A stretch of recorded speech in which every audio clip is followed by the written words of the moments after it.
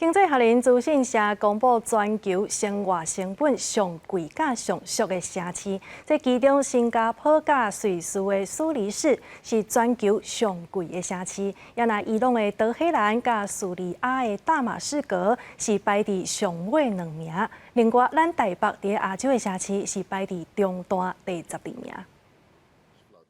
有辉煌城市之称的新加坡，今年甲瑞士的苏黎世生活成本指数相反是104，并列2023年全球生活成本上悬的城市。经济学人资讯社在1月30公布报告中，比较全球173个城市的生活成本，瑞士、日内瓦甲美国纽约拢排第2，搁再来是香港、美国洛杉矶、法国巴黎、丹麦哥本哈根、以色列特拉维夫甲美国旧金山。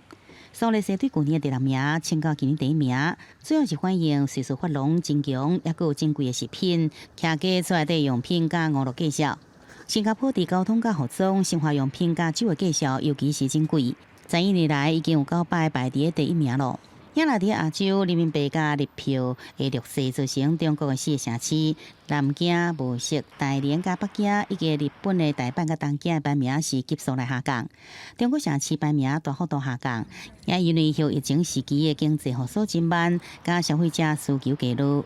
台湾城市的生活成本指数方面，台北接近70，在亚洲城市内底排名第12，比台北、曼谷、东京、北京这城市更加低。 也那台中、高雄是分别落伫比60较悬的这个区间，比广州、釜山、沈阳、杭州、湖内这城市更加低。台湾这3座城市的生活成本指数位伫亚洲中段的所在。总体来讲，全球物价平均年成长7.4%，比去年8.1%小加时间慢。生活成本指数城市排名下降上最是包含俄罗斯、中国甲日本的多座城市。 莫斯科由第105名落到第142名，圣彼得堡由第74名降到第147名，下降幅度明显。也来叙利亚的大马士革，也有伊朗的德黑兰是排伫最后第1名甲第2名。国际新闻，新乐培编译。